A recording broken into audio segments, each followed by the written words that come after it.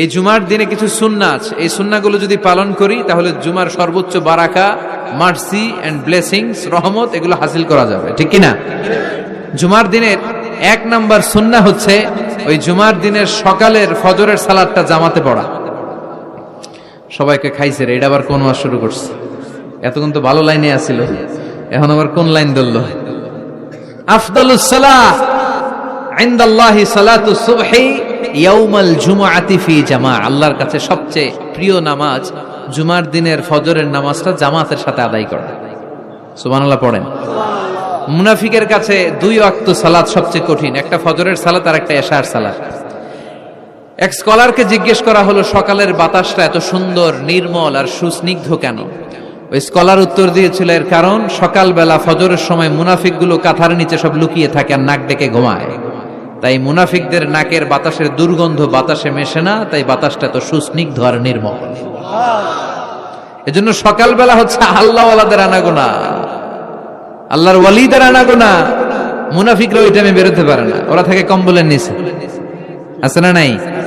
এজন্য জুমার দিনের প্রথম সুন্নাহ হচ্ছে ওই দিনের ফজর নামাজটা জামাতের সাথে পড়া যাবে, একটু চেষ্টা করা যাবে না? আচ্ছা, 2 নাম্বার জুমার দিনের সুন্নাত হচ্ছে সিওয়াক, মেসওয়াক করা। আসেনি আপনাদের? মাতফারাতুন লিল ফাম মারদাতুন লিররাব। বিষ্ণু ইসলাম বললেন এটা দিয়ে জিহ্বা পরিষ্কার হয়, দাঁত পরিষ্কার হয় আর আল্লাহর সন্তুষ্টি অর্জিত হয়। বিশ্বনবী জাইতুনের ডাল দিয়ে মেসওয়াক করতেন আর বলতেন নি'মা সিওয়াকি আয-যাইতুন ফাইন্নাহা সিওয়াকি ওয়া সিওয়াকুল আমবিয়া মিন ক্বাবলি।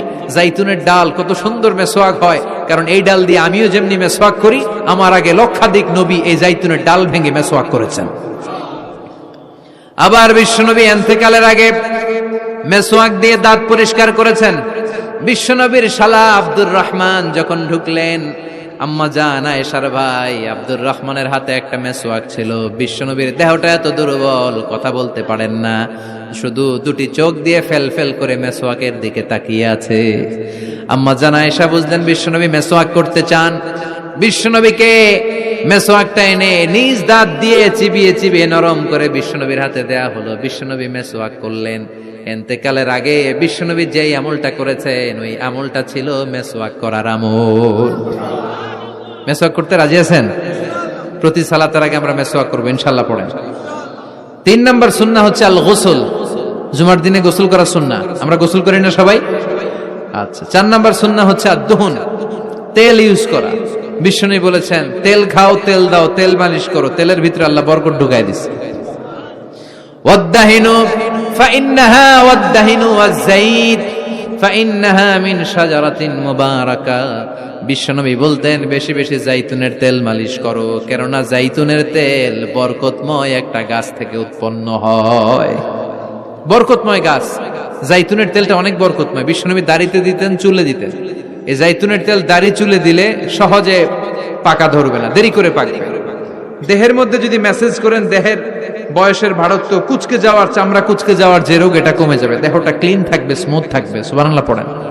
এজন্য তেল মালিশ করা এটা সুন্নাহ। 4 নম্বরে হচ্ছে আত-তিব। তিব মানে সুগন্ধি, তিব মানে কি? পারফিউম। বিষ্ণু ঈসা ইসলামের কাছে কিছু জিনিস হাদিয়া হিসেবে পেশ করা হলে তিনি ফিরিয়ে দিতেন না। এর মধ্যে একটা হচ্ছে আত-তিব। একটা কি? সুগন্ধি। কেউ হাদিয়া দিলে বলতেন না লাগবে না, বলতেন না লাগবে না, নিতেন। দুধ দিলে কখনো বলতেন না লাগবে না, বালিশ দিলে কখনো বলতেন না যে লাগবে না, তেমনি সুগন্ধি দিলেও বলতেন না লাগবে না, মধু দিলেও বলতেন না যে লাগবে না। সুবহানাল্লাহ।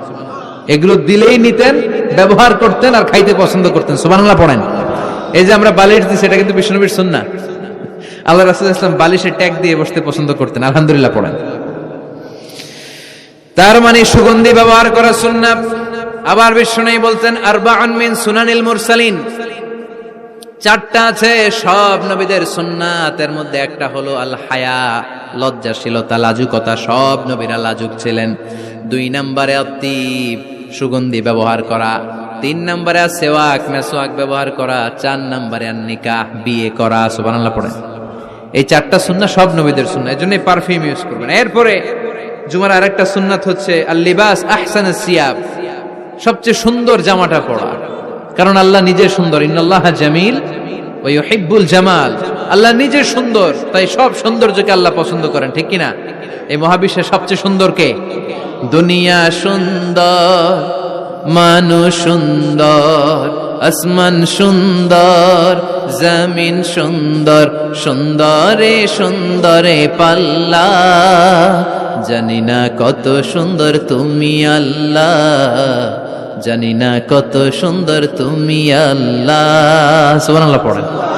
ইন্নাল্লাহা জামিল ওয়া ইউহিব্বুল জামাল, তিনি সুন্দর আর তিনি সৌন্দর্যকে পছন্দ করেন। বিষ্ণু ইসলাম বলেছেন, ইন্নাল্লাহা ইউহিব্বু আইয়ারা আসারা নি'মাতিহি আলা আবদি, আল্লাহ তার বান্দার উপর তার নেয়ামতের বহিঃপ্রকাশ দেখতে পছন্দ করেন। আপনি যদি ধনী হন, আপনার ধনীর একটা প্রকাশ যেন আপনার দেহে থাকে, এতে কোনো সমস্যা নাই।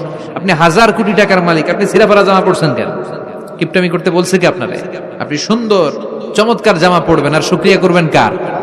কথায় কথায় বলবেন শুকরান লা ফখরান, শুকরিয়া আল্লাহর, ফখর করছি না। কারণ আল্লাহর দেয়া নেয়ামতের একটা বহিঃপ্রকাশ, সিম্পটম আল্লাহ আপনার দেহে, আপনার গায়ে, আপনার চলনে বচনে দেখতে পছন্দ করে। সুবহানাল্লাহ পড়েন। এজন্য জুমার দিন সুন্দর জামা পরে যাওয়া সুন্নাহ। এরপর আরেকটা সুন্নাহ হচ্ছে ইকসারুস সালাহ আলা রাসূলিল্লাহ, আল্লাহ রাসূলের উপর বেশি বেশি দুরূদ পড়া। বিশ্বনবী বলেন, জুমার দিন বরকতময় দিন, এই জন্য এই দিনে তোমরা আমার উপর আকসিরু আসসালাতা আলাইয়া, আমার উপর বেশি বেশি তোমরা দুরূদ পড়বা। ফাইন্না সালাওয়াতাকুম মা'রুদাতুন আলাইয়া, কেননা তোমাদের দুরূদ আমার কাছে পেশ করা হবে। সাহাবারা বললেন, কাইফা সালাওয়াতুনা মা'রুদাতুন আলাইকা ইয়া রাসূলুল্লাহ ওয়া ক্বাদ আরিমতা, ও নবী, মরার পরে আপনি পচে গলে মাটির সাথে মিশে যাবেন, মিশে যাওয়ার পরে আমাদের সালাতগুলো কে আপনার কাছে পৌঁছাবে, কেমন করে পৌঁছাবে? বিষ্ণু বললেন, ইন্নাল্লাহা হাররামা আলাল আরদি আন তাকুলা আজসাদাল আম্বিয়া, আল্লাহ তাআলা জমিনের মাটির জন্য নবীদের দেহ খাওয়াকে চিরকালের জন্য হারাম করেছেন। জমিনের মাটি আমারে খাবে না। আল আম্বিয়া ও আহিয়াউন ফি কুবুরিহিম ইউরযাকুন, নবীরা কবরে জীবিত আর তাদেরকে রিজিক দেয় কে? তবে এই জীবিতটা আমরা এখন যেমনি জীবিত, এই জীবিত নয়, এটা আলামুল বারজাখে নবীদের জন্য স্পেশাল একটা স্ট্যাটাস। কোন সুবহানাল্লাহ। এজন্য এই দিনে বেশি বেশি বিষ্ণু ঈসা ইসলামের উপর দরুদ পড়ার দরকার আছে না নাই? এরপরে বিষ্ণু বললেন, আরেকটা সুন্নাহ হচ্ছে সূরাতুল কাহফ তেলাওয়াত করা। কোন সূরা? একেবারে কোরআনের মাঝখানে, জানেন? এটা একেবারে কয় পারায়? 15 পারায়। এমন কি এই সূরা কাহফের মাঝখানে একটা শব্দ আছে, ওয়ালিয়াতালাত্তাফ। দেখবেন কোরআনের সব শব্দ বাক্য এক মানে ফন্টে লেখা, এই ওয়ালিয়াতালাত্তাফ এটা আলাদা ফন্টে মোটা করে লেখা, কারণ এটা হচ্ছে মিডল অফ দ্য কোরআন, কোরআনের একেবারে মাঝখানে। এটার আগে যত শব্দ তারপরে তত শব্দ, এটার আগে যত অক্ষর তারপরে তত অক্ষর। সুবহানাল্লাহ পড়েন। ওয়ালিয়াতালাত্তাফ আছে না নাই? এই সূরাটা যদি কেউ পড়ে, অনেকগুলো ফজিলত। 1 নাম্বার ফজিলত, ইয়াকুনু লাহু নূর ইয়াউমাল কিয়ামা, এই সূরাটা কিয়ামতের দিন তার জন্য একটা আলোকবর্তিকা হবে, আর এই আলো দিয়ে সে ফুলসিরাত পার হয়ে যাবে। আবার বিষ্ণু বললেন, সূরা কাহফের প্রথম 10 আয়াত যে ব্যক্তি জুমার দিন তেলাওয়াত করবে, উসিমা মিন ফিতনাতিদ দাজ্জাল, তারে দাজ্জালের ফিতনা থেকে বাঁচিয়ে দিবে কে? আবার এই সূরাটা যে জুমার দিন তেলাওয়াত করবে, 2 জুমার মাঝখানটারে আলোকিত করে দিবে কে? এজন্য জুমার দিন কোন সূরা? সবাই বলতে হবে, মনে থাকবে সবার। এরপর আত-তাবকির ইলাল মসজিদ, মসজিদে আগে আগে যাওয়া, আমরা আগে আগে যাওয়ার চেষ্টা করব। এরপর আল মাশি আলাল আকদাম, পায়ে হেঁটে যাওয়া সুন্নাহ। পায়ে হেঁটে, দূরের জায়গা হলে cycle, Honda, CNG, private car দিয়ে আপনি যেতে পারেন, সমস্যা নাই। যদি সুযোগ হয় পায়ে হেঁটে যাবেন, এটাতে সওয়াব বেশি না কম? এরপরে আদাম তাখাত্তি রিকাবান নাস, মানুষের ঘাড় ডিঙ্গিয়ে যাওয়াকে বিশ্বনবী নিষেধ করেছেন। অনেকে আসে দেরিতে, যেতে চায় আগে, আসে না নাই? জুমার দিন আসছে সবার শেষে, মানুষের ঘাড়টা ডিঙ্গিয়ে সামনের কাতারে যেতে চায়। এই মসজিদটা সবার, এখানে কাউকে কষ্ট দিয়ে ধাক্কা মেরে নিজের সামনে যাওয়া যাবে।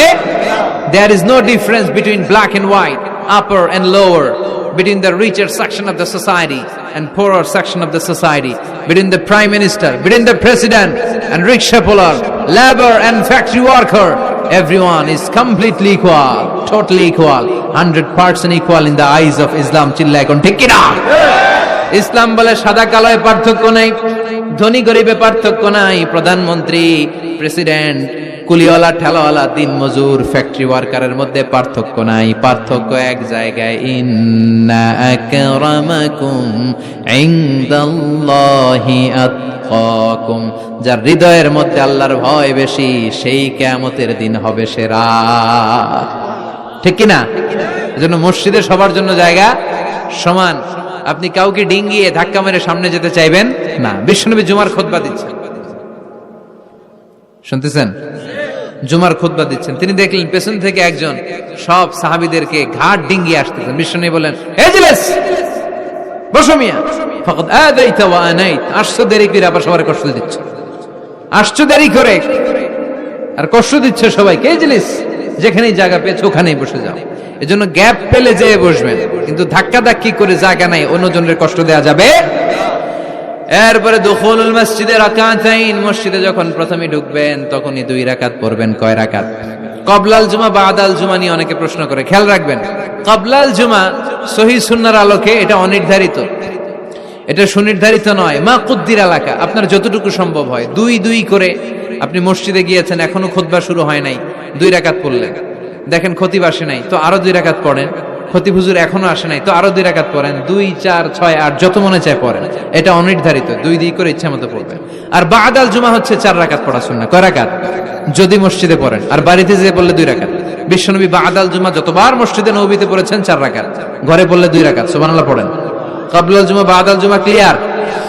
এরপরে বিশ্বনবী বললেন, আল ইনসাত ওয়া হুসনুল ইস্তিমা, যখন জুমার খুতবা চলবে কোনো কথা বলা যাবে না, কান 2টা খরগোশের মতো খাড়া করে খুতবা শোনার দরকার আছে। রাডাই ইযা কুলতা, বুখারীর হাদিস, ইযা কুলতা লি সাহিবিকা ইয়াউমাল জুমআতি আনসিত ফাকাদ লাগাউতা, তুমি জুমার দিন খুতবা চলাকালীন সময়ে 2 জন কথা বলতেছে, তুমি যদি ওদেরকেও থামতে বলে, এই থামো, এটাও তুমি ভুল কাজ করছো, তুমি থামতে বলছো কেন?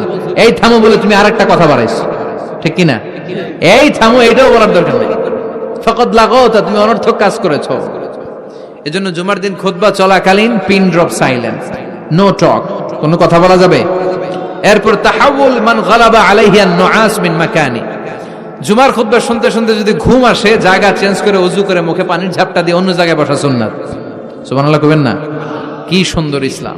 মাঝে মাঝে জুমার খুতবা শুনতে গেলে ঘুম আসে না? নাই। জুমার দিন ঘুমায় নাই এমন কোন আল্লাহর ওলি আছে নাকি এই জায়গায়? আমি কত ঘুমাইছি ছোটবেলা, মসজিদে ঢুকলেই খালি ঘুম আসছে, রহমতের ঠেলায় খালি ঘুম। আছে না নাই? রহমতের বাড়িধারা ঝিরি ঝিরি যখন বর্ষিত হয় তখন আমাদের ঘুম চলে আসে। বিষ্ণু বলেছেন, যার ঘুম চলে আসে সে যেন জায়গাটা চেঞ্জ করে অন্য জায়গায় বসে, কিংবা মুখে পানির ঝাপটা দিয়ে আসে, কিংবা আবার যেন অজু করে নাশাতা, তার প্রাণবন্ত একটা হৃদয় নিয়ে খুতবা শোনা শুরু করে দেয়। সুবহানাল্লাহ পড়েন। আবার বিষ্ণু বলেছেন, নামাজ পড়ার সময় কারো যদি ঘুম আসে সে যেন ঘুমিয়ে নেয়। নামাজ পড়ছেন আবার ঘুমাচ্ছেন, বিশ্বনবী বলেন নামাজ চলাকালীন ঘুম আসলে নামাজ পড়বেন, আগে ঘুমাবে। কারণ সে যদি ঘুমের ঝিমুনির মধ্যে থাকে, আল্লাহর প্রশংসা করার পরিবর্তে সে আল্লাহর গালি দিয়ে বসবে। করতেছে প্রশংসা, চাইবে, কিন্তু মুখ দিয়ে চলে আসবে কি? গালি। মানুষের চাহিদা, ডিমান্ড, হিউম্যান ডিমান্ডকে আল্লাহ কত গুরুত্ব দিয়েছে। আবার বিশ্বনবী বললেন, ইযা জাআল আশা ওয়াল আশা মান কদ্দিমুল আশা ক্বাবলা আল ইশা, এশা আশা 2টা যদি একসাথে চলে আসে, এশার আগে আশা খায়া ফালাও। এশা মানে রাতের শেষ নামাজ, মানে এশার নামাজ। এশা মানে কি নামাজ? রাতের নামাজ। আর আশা মানে রাতের খাবার, সাপার অথবা ডিনার। রাতের খাবারকে আরবিতে কি বলে? আশা। আর এশার নামাজের আরবিতে কি বলে? এশা। তো বিশ্বনবী বললেন, এশা আর আশা 2টা যদি একসাথে আসে, আগে আশা খাইয়া লও, পরে এশা বইরো। কারণ আশা ধুইয়া মানে বিরিয়ানির প্যাকেট থেকে যদি নামাজে দাঁড়াও, মন চলে যাবে ওইখানে, কি রে আমি কি ঠ্যাং পাইলাম না রান পাইলাম, খাবার কি গরম না ঠান্ডা, আমার প্যাকেট আছে তো না নিয়ে গেল কেউ, টেনশন আছে না নাই? এজন্য এশা আশা একসাথে হইলে আগে আশা খাও। সুবহানাল্লাহ পড়েন। এরপরে বিশ্বনবী বললেন, বেশি বেশি দোয়া করবা। জুমার দিন দোয়া করলে কবুল করে কে? বিশ্বনবী বলেছেন, জুমার দিনে ইন্না ফিল জুমাআতি সাআ লা ইওয়াফিকুহা আবদুন ইল্লা আ'তাহা, জুমার দিনে এমন একটা মুহূর্ত বা ক্ষণ আছে, ওই মুহূর্তে যে যাই চাবে আল্লাহ তাই দিয়ে দিবে। কিন্তু এই সময়টা কখন? এক একজন এক এক কথা বলেছে। কেউ বলেছে 2 খুতবার মাঝখানে খতিব যখন বসে ওই মুহূর্তে, কেউ বলেছে নামাজের আগে, কেউ বলেছে নামাজের পরে। সবচেয়ে গ্রহণযোগ্য মতামত হচ্ছে আসরের সালাতের পরে মাগরিবের আগ পর্যন্ত, বিশেষ করে ক্বাবলা গুরুবি শামস, সূর্য ডোবার আগের যে অন্তিম মুহূর্তটা, ওই মুহূর্তে আপনি আল্লাহর কাছে যাই চাইবেন, আল্লাহ তাই দিয়ে আপনাকে ধন্য করে দেবে। তাহলে জুমার দিনের গুরুত্ব আছে না নাই? এই সুন্নতগুলো পালন করা যাবে, আগে আগে জুমার নামাজে যাওয়া যাবে, জুমার খুতবায় অংশগ্রহণ করা যাবে। তো এই জুমার খুতবাগুলো নিজেদের জীবনের জন্য পাথেয় হিসেবে সংগ্রহ করতে হবে। আর খতিব সাহেব যারা আছেন তারা কনস্ট্রাকটিভ, গঠনমূলক উপায়ে এই জুমার খুতবা দ্বারা সমাজটাকে আলোকিত করবেন। আমরা যেন কোরআনের আলোকে নিজেদেরকে আলোকিত করতে পারি, সমাজটারে আলোকিত করতে পারি, গোটা বিশ্বটারে আলোকিত করতে পারি। আল্লাহ তুমি তৌফিক দাও। আরো জোরে পড়ি আমিন।